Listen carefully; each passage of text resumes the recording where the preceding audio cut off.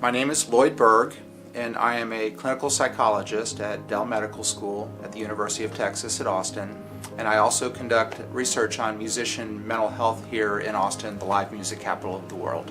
One of my interests in doing musician mental health research is that a lot of people have the assumption that musicians are tortured artists and they intentionally embrace emotional suffering in order to be creative.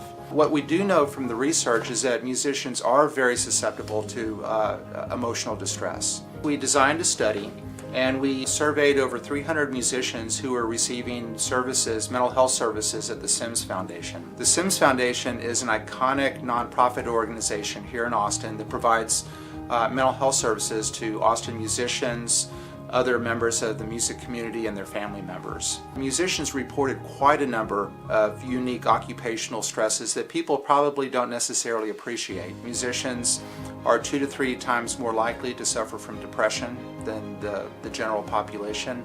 They're also over 3 times more likely to commit suicide. One of my interests is to shed more light on musicians are so susceptible to emotional distress in order to figure out how we can help them become more resilient.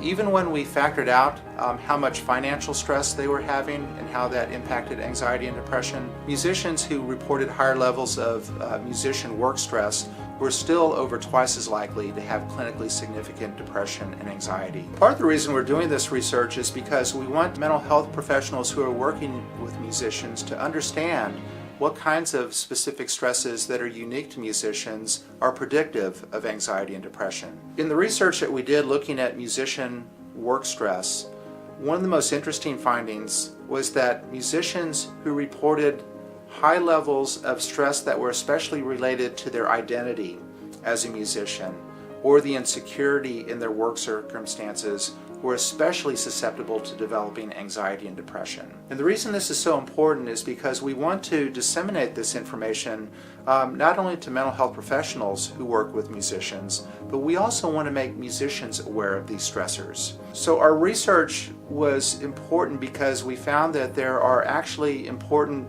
risk factors that predict anxiety and depression in musicians. The more we can address those risk factors proactively, we're hopeful that we can decrease emotional suffering in musicians, but we can also decrease those levels of suicide in the population as well. What I would tell a musician who tells me that they are depressed and anxious is that you don't have to be depressed and anxious in order to be creative. The second thing I would tell them is that here in Austin, there is an incredible resource for you to get help to deal with your anxiety and depression in order to get more emotionally in tune.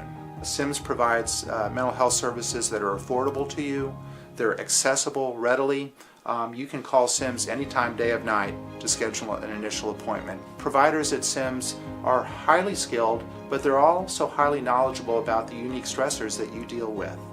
Musicians who access mental health services through SIMS overwhelmingly report high satisfaction and high benefit from the services they receive.